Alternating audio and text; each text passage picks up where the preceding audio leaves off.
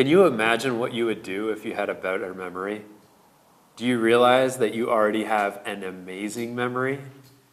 Remember the Wizard of Oz, where he sent Dorothy home, gave the Scarecrow brains, a Tin Man a heart, and the Cowardly Lion courage? After they received these gifts, the good witch Glenda came up to them and said, "You had this power all along."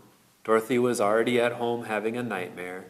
The Scarecrow already had brains. The Tin Man already had a heart. And the Cowardly Lion definitely already had courage. They were not aware of the power that they had. Our memories make up who we are. If we had no memories, we would no longer be ourselves. Our memories are our lives. We use memories to cherish the moments that we had in the past, and we use them to function in our everyday lives. Here, we will help you realize the memory power that you already possess. Our memory has to do everything with our powers of observation, mindfulness, and meditation. It has everything to do with our ability to focus and importance that we place on people and objects. If you walked into a room full of 30 people and you had no interest in them and they had no interest in you, and you were asked to remember 7 of their names, it would be really difficult for you to remember these names. An hour later, after someone asked you what their name was, you probably wouldn't remember their name.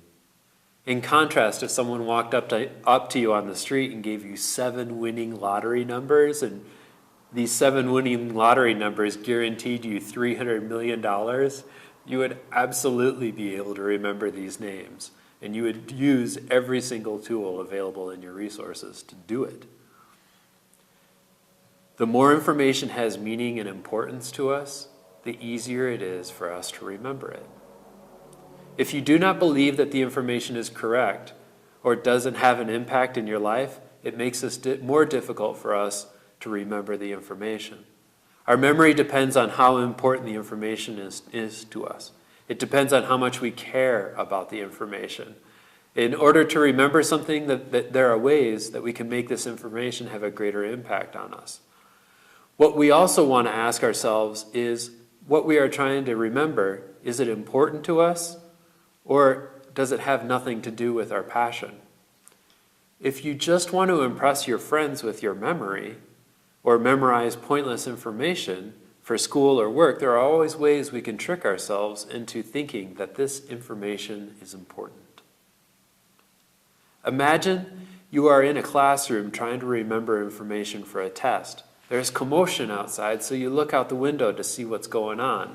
You see a squirrel. You very likely will not remember what you are studying, as the squirrel is distracting you from what you are really focusing on. If you allow your lizard brain to be distracted by all the crap that's going on in your life, you will not be able to get through anything that you are studying or reading. If you are at a party and you are introduced to a new person, and you can't help but stop looking at the hot chick in the corner of the room, you will not remember their name. Put their information in a filing cabinet inside your head. Later, we'll teach you how to use this filing cabinet. Only by focusing on the person and letting go of everybody else at the rest of the party will you be able to remember this person's information. This is why observation, meditation, and mindfulness are so very important in improving our memory. Mindfulness helps us to focus on one thing and not be distracted by outside noise. Our focus, our passion, and our tribe are all involved in improving our memory. All of these things help us eliminate distractions that will stop us from remembering information that is important to us. We have a limited auditory memory and boundless visual memory. For us to remember spoken or written words, we need to turn them into pictures. To illustrate this, think of a journey that you would take to visit grandmother's house in the woods. As you make the journey, you will realize that every object along the path reminds you of the next turn that has to be taken to grandmother's house. If you were on a drive from New York to LA every week, you would eventually be able to take every lane change and every freeway exit by memory. You would remember the location of every hotel and remember the location of every restaurant along the way. And you do this with ease. This is because you have a visual roadmap in your mind.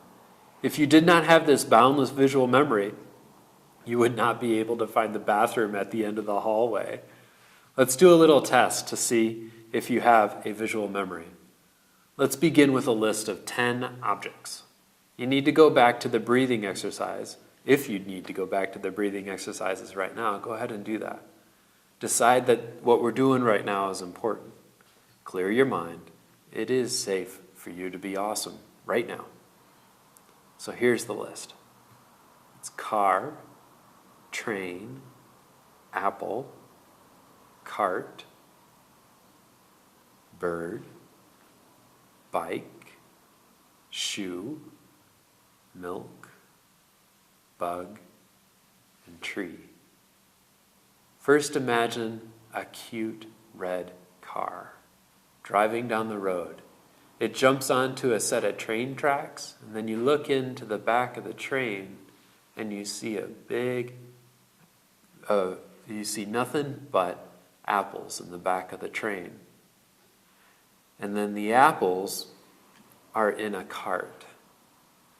And then the cart turns into a bird, and the bird flies away into the sky.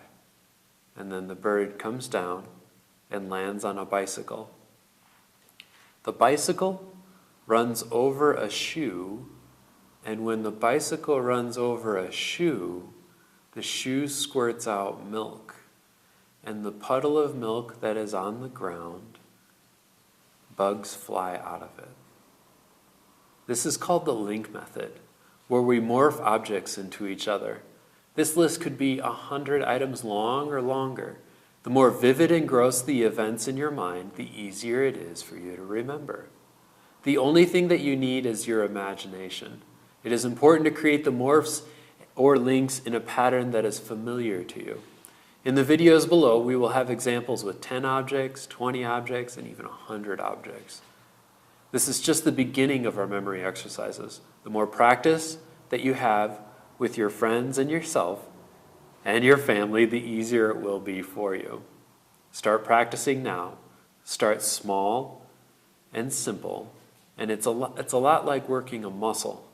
The more you do this exercise routine, the stronger you will get.